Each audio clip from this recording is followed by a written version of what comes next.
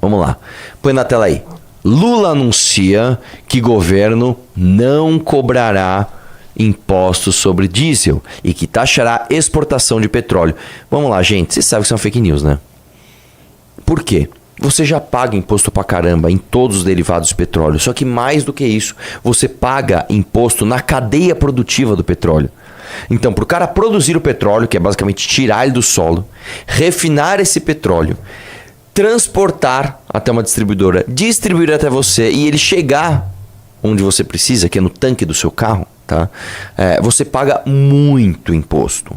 A verdade é que, cara, talvez, né, a cadeia da produção, refino, distribuição, né, e comercialização do petróleo seja uma das mais pesadas e mais complexas em tributação, tá, do mundo, né? Na ocasião, o presidente assinou alguns decretos, entre eles o que zera alíquotas de PIS e COFINS sobre diesel para importação e comercialização. Anúncio foi feito no Palácio do Planalto e contou com presença de ministros. Diante da guerra no Oriente Médio e da escalada do preço do petróleo, o governo federal anunciou no seguinte que não cobrará imposto. Vamos lá. Aí ele também anunciou que vai aumentar imposto de exportação sobre petróleo, tá? Subvenção, incentivo aos produtores e importadores de diesel, além de ações para fiscalizar o repasse do custo das medidas ao consumidor. Ai, mano, o anúncio foi feito pelo Lula, tá lá. Essa coletiva é uma reparação para o que acontece no Brasil e no mundo, muito causado pela irresponsabilidade das guerras do mundo. O preço do petróleo está fugindo ao controle. Isso significa aumento de combustível e nos Estados Unidos já subiu 20%, disse Lula em conversas com jornalistas. Estamos fazendo uma engenharia econômica para evitar que os efeitos da irresponsabilidade das guerras cheguem ao povo. Vamos fazer tudo o que for possível. Não é mesmo? Então tá bom, né? Ele também falou que não taxaria as blusinhas, é verdade, né, cara? Uhum. É verdade. Né? Vamos lá?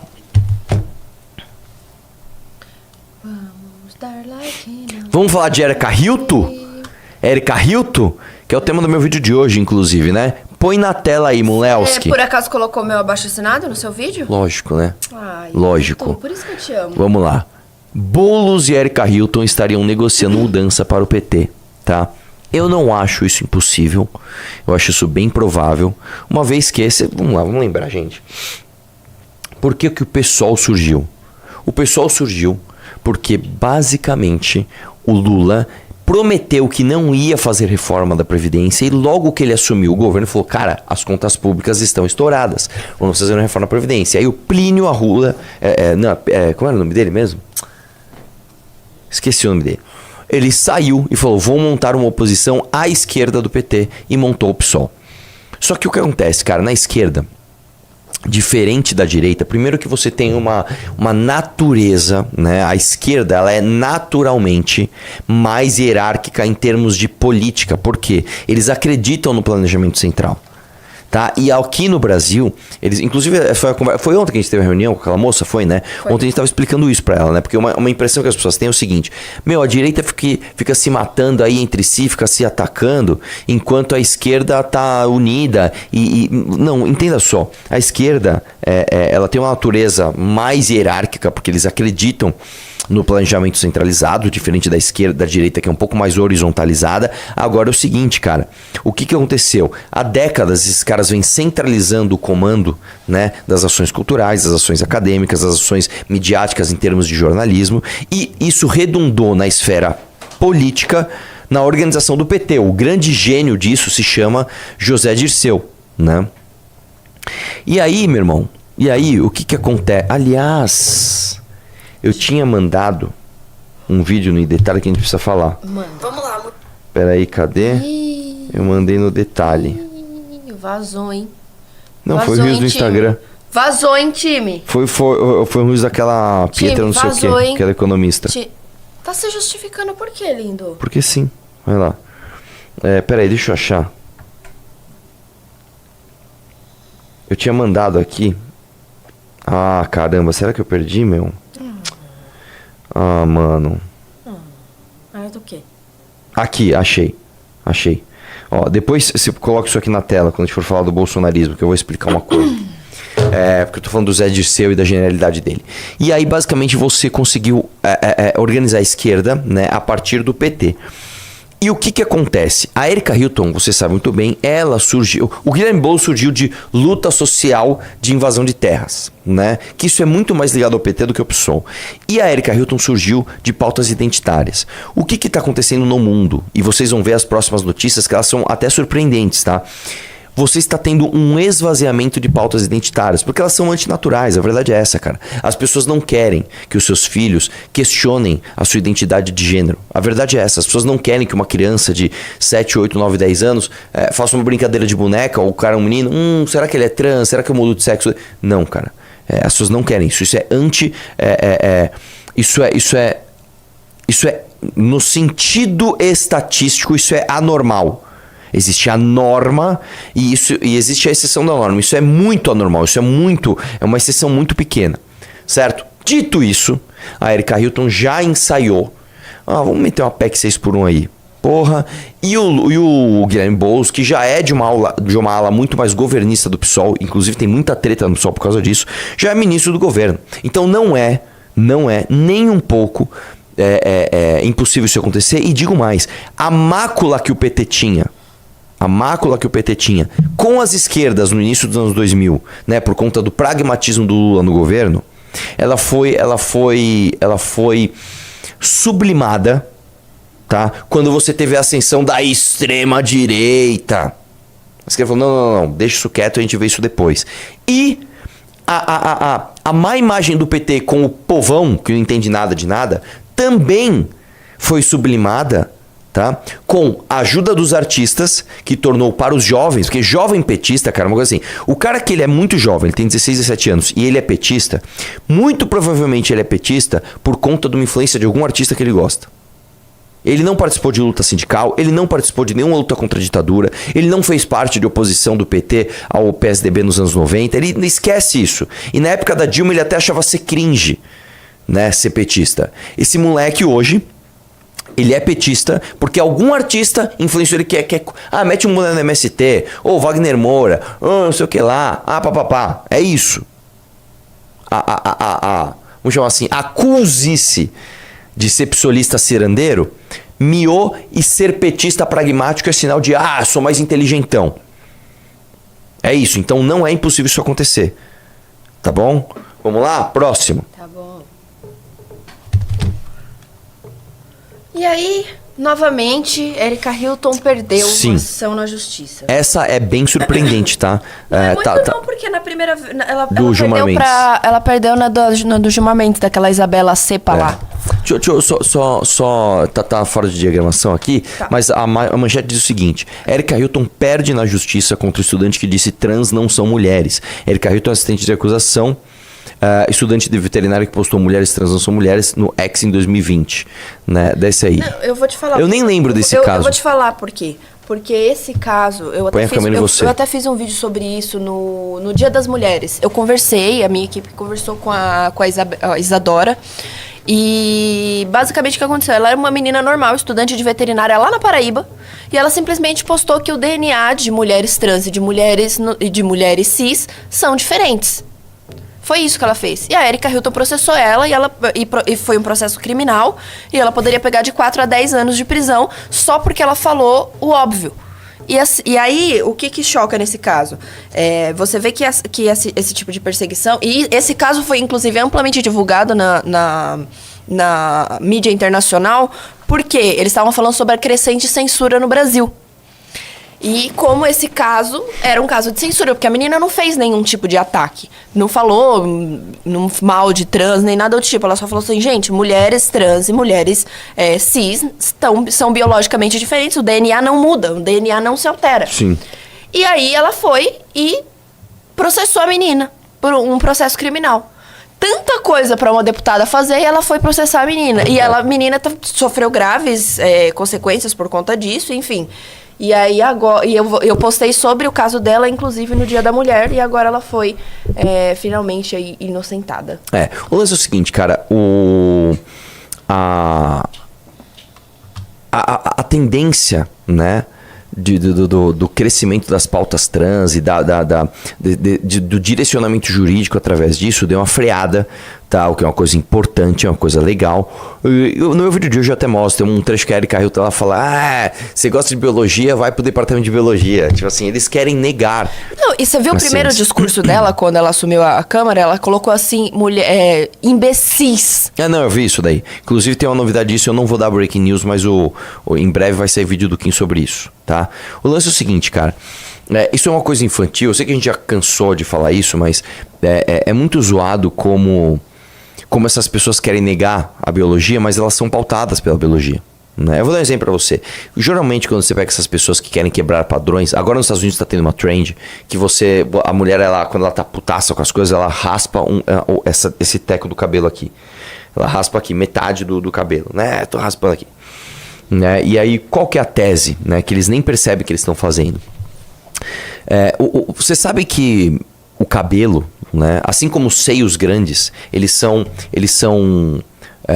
sinais visuais de fertilidade. Né? Geralmente mulheres que têm os seios grandes, não hoje com silicone, né? Mas no mundo primitivo, elas possuem uma maior taxa de fertilidade. Né? E o cabelo também. O cabelo saudável, ele é sinal de boa nutrição. Se a mulher tá com o cabelo bem bonito, tal, ali e tal, grande, volumoso, significa que ela é bem nutrida. Certo? Isso é um sinal biológico. O ser humano bate o olho no cabelo grande e fala, essa mulher é fértil, essa mulher está bem nutrida. Quando a mulher raspa o cabelo, num sinal de vou fazer uma oposição a esta construção social que está aí, que me impõe que eu tenha um cabelo comprido, quando faz aquela franjinha pequenininha, toda picotada e não sei o quê, basicamente ela está querendo negar a própria biologia. Ela está querendo dizer o seguinte, eu não vou dar sinais de fertilidade para essa sociedade. Eu não quero reproduzir o que essa sociedade me impõe. Então, em última instância, a sua rebeldia contra a biologia parte da própria biologia. Você está tentando disfarçar um sinal biológico que gera uma consequência social daquilo. Certo? Eu vi agora um vídeo da Raquel Sherazade, né? Aliás, deixa eu ver se eu acho aqui. Vê o vídeo da Raquel Sherazade, vê se tá no Insta dela, que ela fala, não nasce mulher, torna-se mulher, não sei o que lá. Vamos reagir a esse vídeo que eu vou... Nossa, a Raquel Sherazade falou isso? Pois é, a Raquel Sherazade, ela tá cada vez mais lacrante, né? Ela não era assim. Ela era uma pessoa que queria prender bandido, não sei o que lá, era contra a corrupção do PT. Inclusive, ela levou bronca do Silvio Santos, teve uma coisa, mas ela processou o Silvio Santos, inclusive. O lance é o seguinte, o bolsonarismo empurrou ela para a esquerda, né? Vamos lá. Qual que é? Você lembra? Combate ao trans e travestis, não, vê se é essa daqui. Esse aqui? Não, de cima. Esquerda. Aqui. É essa daí, ó. Vamos ver esse vídeo da Raquel Sherazade, vamos lá. Não se nasce mulher. Vai. Torna-se mulher. A frase provocadora é da pensadora e filósofa francesa Simone de Beauvoir. Com isso, ela queria dizer que ser mulher não é apenas uma questão biológica, de combinação de cromossomos. Ser mulher é também um processo social, cultural e histórico de construção de uma identidade. Os papéis que definem... Uma coisa que essas pessoas não entendem é o seguinte, o tal do ser mulher, ela não é ou uma coisa ou outra. Ela é uma Agora eu acho que eu tô ouvindo, hein? Dá um playzinho rápido aí. O masculino... Agora, mano, você é louco. O som tá, ó... tinindo. Vamos lá. O lance é o seguinte.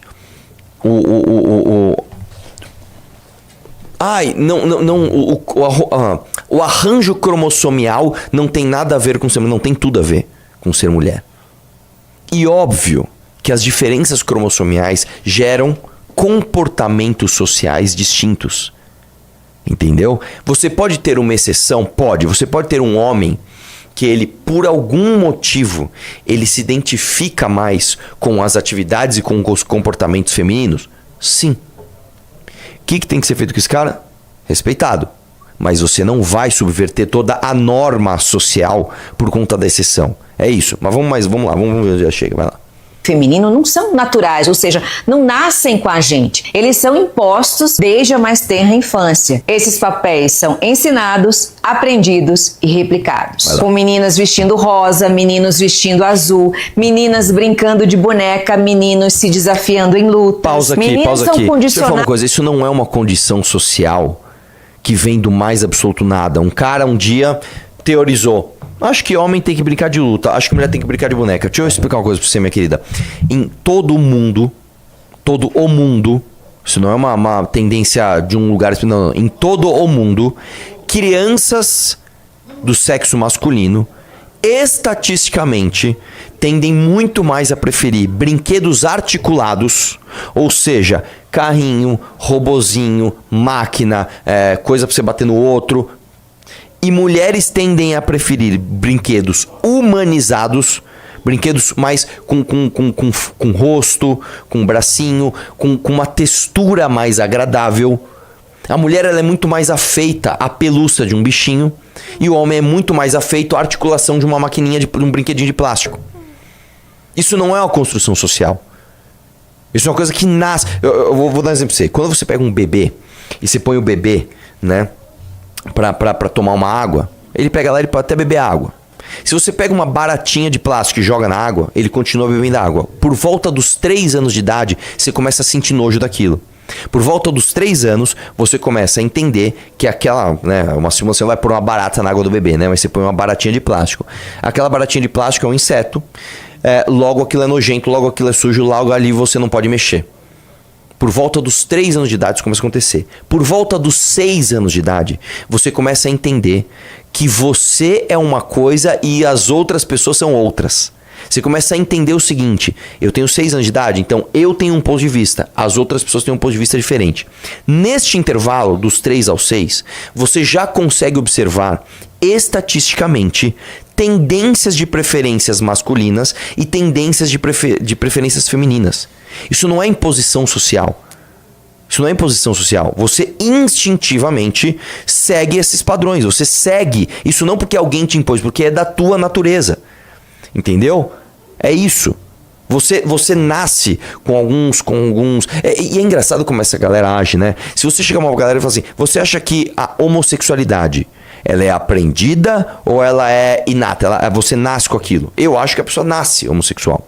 E essas pessoas vão dizer: não, as pessoas nascem. Tudo bem, mas então a pessoa não nasce ou cresce mulher? Ela constrói isso socialmente? Então a homossexualidade também é uma construção social? É tudo embaralhado, cara. Então não faz o menor sentido. Continua aí. Para falar baixo, nunca confrontar, nunca se impor, nunca questionar, sempre aceitar, sempre ser útil, ser gentil, ser agradável, Pausa. Ser submissa. Isso também não é verdade, Raquel Sherazade. Deixa eu te explicar uma coisa. Mulheres tendem a não gostar de competição direta. As mulheres são negociadoras. As mulheres, elas não gostam de bater de frente. Geralmente não é assim. Tanto que, estatisticamente, as mulheres que se encantam por esportes são menores do que... Menor no sentido, são menos mulheres do que, estatisticamente, os homens que se encantam por esportes.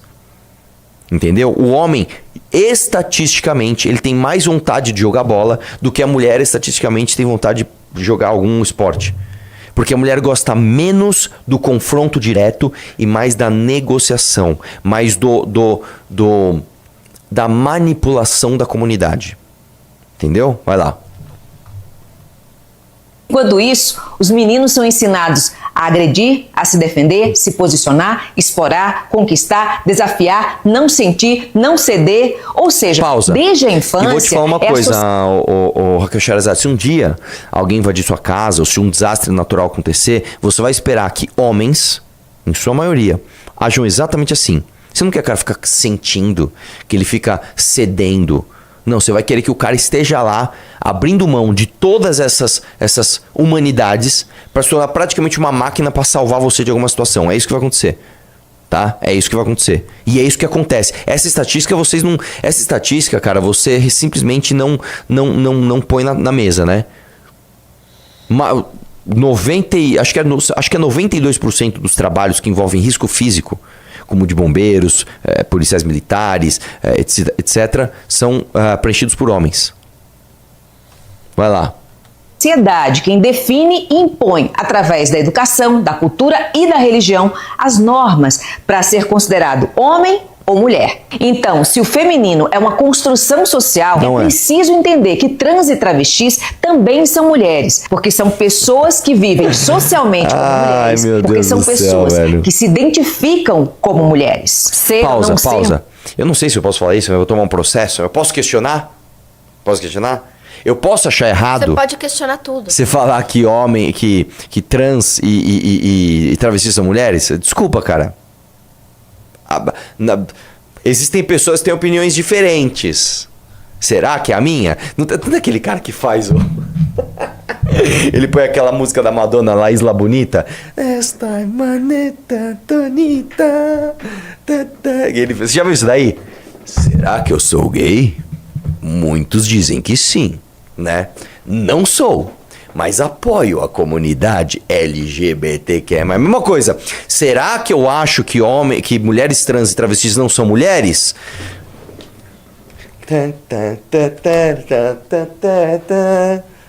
Muitos dizem que sim.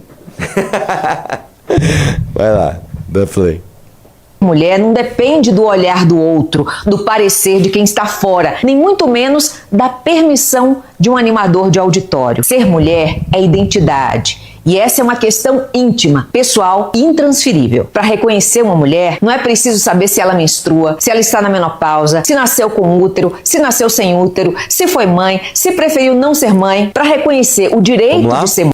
Não, eu quero ver agora. Mulher, não é preciso um teste de DNA, um exame hormonal ou um ultrassom vaginal. Pessoas trans e travestis não precisam de licença para existir, nem de permissão para serem mulheres. Então tá, então foi o seguinte, Raquel Sherazade, o dia que você estiver no banheiro com uma filha sua, né, e um homem adulto quiser entrar, você não vai restringir a entrada dele, porque ele vai falar assim: você acabou de dizer no seu vídeo que pra ser mulher você não precisa de permissão, né?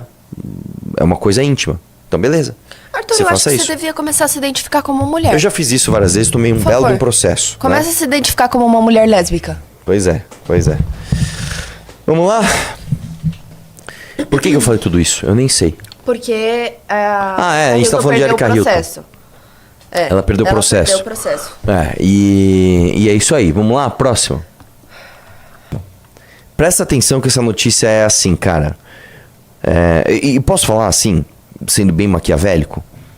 É bom que essa briga escale, tá? É bom que essa briga escale. STF Imprensa. Vamos lembrar, antes de eu pôr a notícia na tela, o que aconteceu, gente?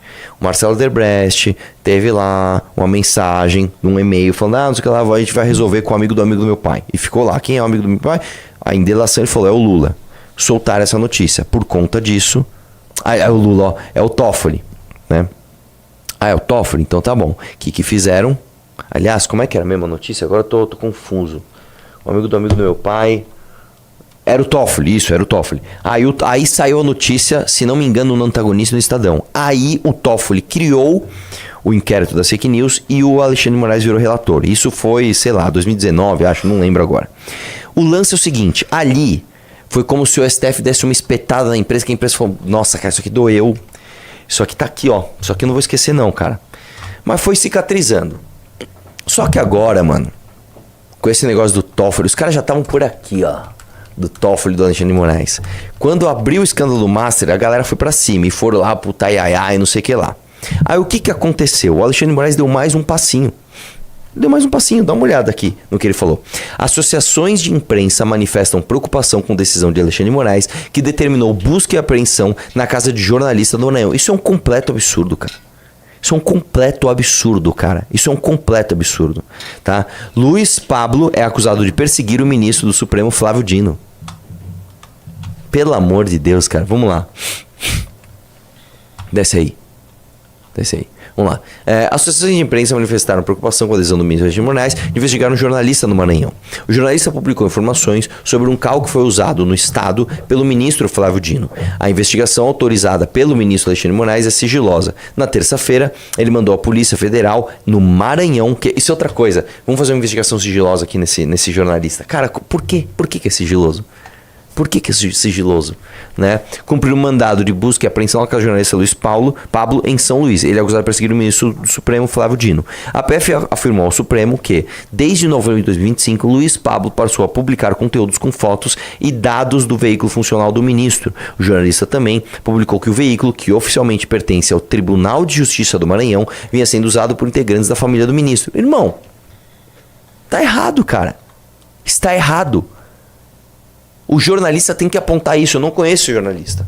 Não sei se ele é ligado à direita, à esquerda, não sei se ele é babaca, se não é. Mas é o direito do cara, irmão. O cara viu que o carro está sendo utilizado por quem não deveria. É obrigação dele como jornalista publicizar esse fato. Desce aí um pouquinho. No despacho que determinou a busca, Moraes afirmou que o autor se valeu de algum mecanismo estatal para identificação e caracterização dos veículos, o que teria permitido exposição indevida relacionada à segurança das autoridades. Enquanto o Arthur assou o nariz, por favor, deem like na live e assinem o abaixo-assinado que tá fixado aí pra vocês. Inicialmente o caso foi sorteado para o Zanin, mas no começo de 2026 foi remanejado pela presidência. Ai, mano, que palhaçada, velho. Que palhaçada. Ó, sorteou o caso aqui do Dino. Pum, caiu no Zanin. Puta, o Zanin não vai querer comprar essa briga. A presidência remaneja. E aí vai para o Alexandre de Moraes, que ele gosta dessas brigas. Para o ministro Alexandre de Moraes, por entendimento de que havia conexão com o inquérito das fake news. Meu Deus do céu, cara. Aberto há 7 anos por iniciativa do Dias Toffoli, então presidente do STF, para retificar a toda. O inquérito não tem objeto delimitado de investigação e nem prazo para acabar. Moraes, o relator. Assim, os caras têm uma CPMI, existe no Congresso, para organizar o crime organizado. Pra investigar o crime organizado. Aí bate onde? Putz, cara, pegamos Vorcaro, pegamos Toffoli. Aí o STF diz, não, essa CPI não tem o nome correto. Não quero que você investigue. Tá, então vamos abrir uma CPI com o nome correto. Aí o STF diz, não vou obrigar a Câmara a abrir esse relatório. Aí, abrir essa CPI. Aí tem um relatório, que é o inquérito das fake news, que está aberto há 7 anos, não tem objeto definido e basicamente os caras vão remanejando pro relator fazer o que ele quer. Cara, é uma palhaçada. Isso aqui, cara, assim, é uma palhaçada completa, bicho. É uma palhaçada completa. Me manda essa notícia no privado, por favor. É uma palhaçada completa isso daqui.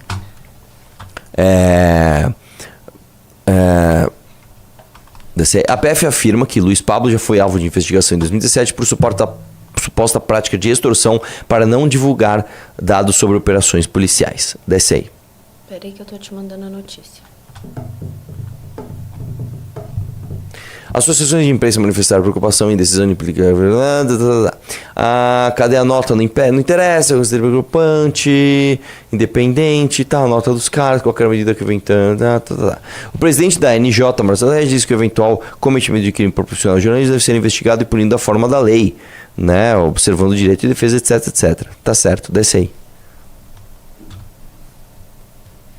A decisão da STF busca apreensão contra o jornalista, coloca categoria de risco que é um precedente preocupante para o exercício de jornalismo no Brasil. A Comissão de Defesa da Liberdade de Expressão é isso, eu tenho certeza. Ô louco, ó, a OAB de lá também, né? Diz ali que pegaram o computador do cara, para o celular, etc. Né? Ó, ele destaca que, segundo a jurisprudência do próprio Supremo, medidas de busca e apreensão devem ser efetivadas com cautela nos limites estritos à investigação eventualmente em curso, bem como a necessidade da observância ao texto constitucional quanto à preservação de sigilo da fonte e de proteção ao livre exercício da profissional da atividade. Não é mesmo? Desce um pouquinho. Desce mais. E é isso, né? E é isso. Peraí, o gabinete de Flávio Dino afirmou. O gabinete de Flávio Dino informou que a segurança institucional dele foi alertada em 2025 do procedimento de monitoramento legal dos deslocamentos do ministro em São Luís, que houve publicação de placas e veículos utilizados por Flávio Dino, quantidade de nomes de agentes de segurança e de outros detalhes. Segundo o gabinete, esse material foi enviado à PF e à PGR, seguindo-se de instauração do procedimento investigativo cabível. Portanto, a questão é basicamente o seguinte, ainda segundo o gabinete de Flávio Dino, o assunto não tem correlação com crimes contra a honra ou liberdade de expressão em inquérito das fake news. Por fim, o gabinete afirmou que o veículo de segurança foi utilizado pelo STF em colaboração com tribunais com base em normas legais. Cara, basicamente é o seguinte, ele não gostou né, que o opositor dele estava falando coisas dele e mandou o brother dele super poderoso mandar fazer uma busca e apreensão.